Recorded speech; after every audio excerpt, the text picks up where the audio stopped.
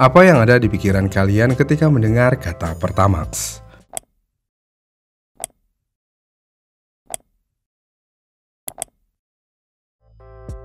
Ya, Pertamax rasa Pertalite. Dengan adanya pengoplosan ini, perusahaan BUMN tentu aja sudah mengkhianati masyarakat Indonesia.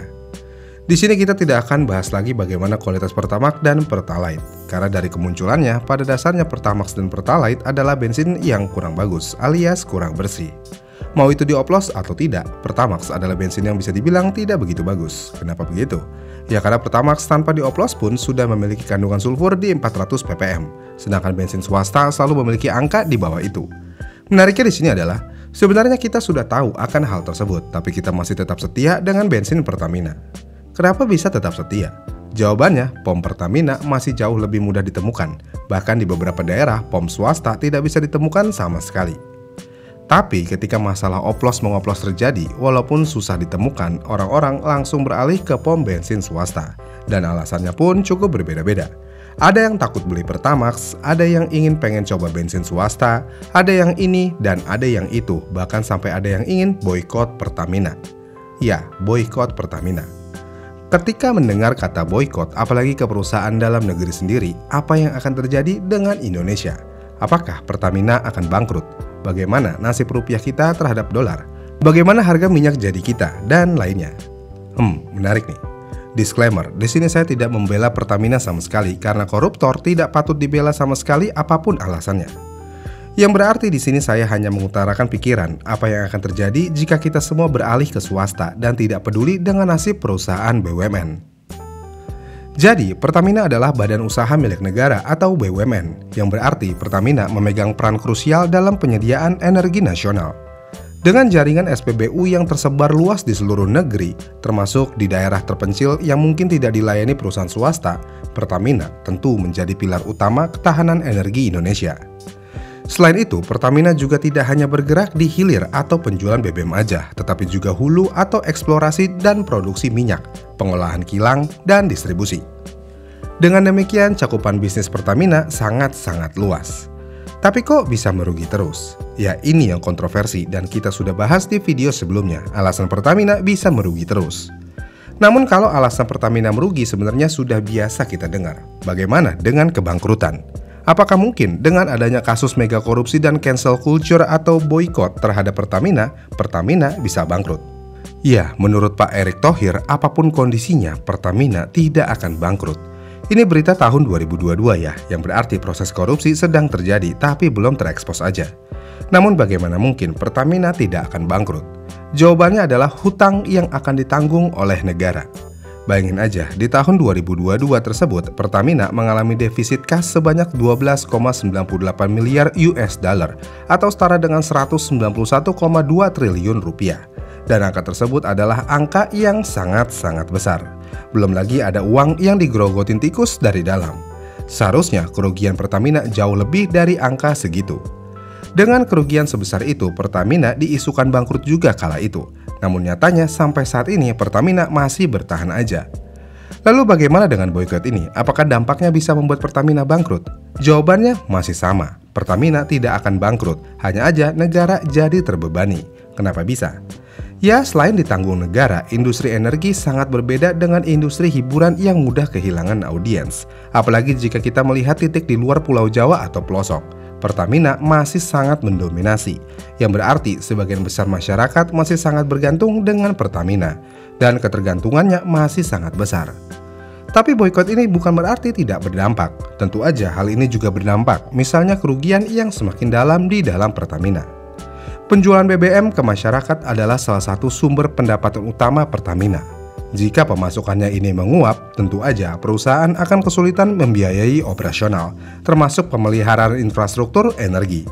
Selain itu, beberapa produk Pertamina seperti Pertalite dan solar dijual dengan harga subsidi. Dan jika masyarakat pindah ke swasta yang menjual dengan harga non-subsidi, pemerintah bisa kehilangan kendali atas harga energi. Tapi walaupun begitu, pemerintah pasti akan mati-matian untuk mempertahankan perusahaan ini. Itu adalah dampak ke pemerintahnya. Namun bagaimana dengan dampak terhadap masyarakat? Jadi, Pertamina adalah salah satu kontributor besar ke pendapatan negara melalui dividen dan pajak. Dan jika perusahaan ini runtuh, pemerintah tentu aja akan kehilangan sumber pendapatan secara signifikan. Terlebih lagi, jika kondisinya seperti ini, pemerintah mungkin terpaksa akan mengimpor lebih banyak BBM dari luar negeri untuk mengimbangi kekosongan suplai. Dan hal ini bisa membengkakkan defisit neraca perdagangan. Jika sudah begitu, krisis energi kemungkinan bisa terjadi, apalagi kalau ngomongin daerah terpencil. Jika Pertamina merugi terus-menerus, tentu aja hal ini akan mempengaruhi operasionalnya. Nggak sampai di situ aja, nilai rupiah juga akan semakin hancur. Kenapa nilai rupiah bisa hancur? Saat ini aja udah hancur banget, apalagi nanti tentu aja semakin hancur. Kenapa bisa hancur nilai tukar rupiah kita? Jadi, jika mayoritas bahan bakar harus diimpor oleh perusahaan swasta, berarti kebutuhan untuk membeli dolar Amerika Serikat akan meningkat. Jika kebutuhan untuk membeli dolar Amerika Serikat meningkat, ini tentu aja akan mendorong pelemahan nilai tukar rupiah secara otomatis. Terlebih lagi, investor kemungkinan juga akan mencabut investasinya, karena mau bagaimanapun investor akan cenderung menghindari negara dengan ketidakpastian ekonomi tinggi. Serem banget ya? Tapi apakah hal tersebut akan terjadi? Jawabannya hampir tidak mungkin terjadi, karena Pertamina sedang berusaha untuk mendapatkan kepercayaannya kembali, dengan selalu memberikan klarifikasi yang sangat defensif. Jika dilihat dari headline berita yang ada, klarifikasi Pertamina selalu menggunakan kata isu. Yang berarti menurut KBBI, kata isu sebenarnya adalah masalah yang sedang diperdebatkan, alias masalah yang kabarnya belum jelas kebenarannya atau hanya masih desas-desus. Pertanyaannya, bagaimana mungkin tersangka sudah ditetapkan, tersangka sudah memberikan skema korupsi terhadap pihak terkait, tapi masih dibilang isu? Masyarakat tidak butuh klarifikasi yang sifatnya defensif. Masyarakat butuh kejujuran. Jika oplos, bilang aja oplos, dan mereka akan terbuka mulai saat ini dan akan selalu memperhatikan kualitas. Jika Pertamina melakukan hal tersebut seperti keterbukaan, masyarakat yang kecewa saat ini mungkin lambat laut ingin menggunakan produk Pertamina lagi. Tapi dengan sifat defensif Pertamina ini, masyarakat semakin malas untuk membeli produk Pertamina. Iya kan? Belum lagi ada kabar yang mana Komisi DPR 12 malah melakukan sidak ke SPBU Sel. Lah, ini agak aneh sih, Pertamina yang bermasalah yang disidak SPBU lain. Apakah ini hanya untuk menciptakan konspirasi? Sebenarnya enggak juga, apa yang dilakukan DPR komisi ini tentu aja sudah benar, karena mereka ingin menjamin kualitas BBM di Indonesia. Tapi nih ya, yang kita semua tahu dari dulu, bensin swasta tidak akan pernah mengecewakan apapun mereknya. Mau disidak berapa kali pun, kualitasnya ya akan tetap sama. Bahkan jika mereka mau bandingkan Shell Malaysia dan Shell Indonesia, mereka akan menemukan kualitas yang hampir sama.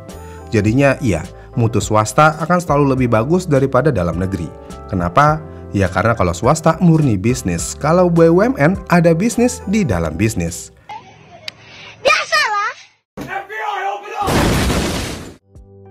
Kemudian dengan kondisi yang ada, apakah masyarakat jangan memboikot Pertamina? Ini balik lagi sih ke kepercayaan masing-masing. Tapi kalau menurut saya pribadi, jika sifatnya belum terbuka dan masih ke defensif, lebih baik kita agak menahan diri dulu, karena mereka seperti tidak ingin mengakui dan bebenah internal. Namun jika mereka sudah mulai terbuka, kita tentu aja bisa lebih terbuka lagi. Karena mau bagaimanapun, POM Pertamina saat ini di mana-mana sepi. Yang rame cuma di antrian Pertalite-nya aja. Antrian Pertamax tentu aja kosong melompong, yang pada akhirnya hal ini bisa mengakibatkan peningkatan beban subsidi pemerintah. Jika bebannya terlalu berat, kemungkinan pemerintah akan melepas subsidi. Jika subsidinya dilepas, maka semua bahan akan naik. Tapi jika subsidi dilepas, kemungkinan besar Pertamina ya akan hancur, karena tidak ada lagi yang ingin membeli Pertamina. Jika Pertamina hancur, maka status negara bisa goyang. Tapi sejauh ini dampak kehancuran Pertamina masih jauh sekali karena balik lagi, mereka terlalu mendominasi di Indonesia. Jadi kesimpulannya, apakah boikot Pertamina saat ini berdampak? Iya, sangat berdampak. Sangat berdampak untuk mobil kalian. Mobil kalian akan menjadi lebih irit, lebih bersih ruang bakarnya dan lebih enteng tarikannya dari sebelumnya. Karena BBM yang kalian gunakan saat ini adalah BBM bersih. Dah itu aja dampaknya, sisanya nggak bakal ngaruh, kehancuran Pertamina lah apalah dan lain-lainnya. Karena hal tersebut nggak akan terjadi dalam waktu dekat atau bahkan belasan atau puluhan tahun ke depan. Gimana nih menurut kalian? Komen di kolom komentar di bawah ya, dan sampai jumpa di video selanjutnya.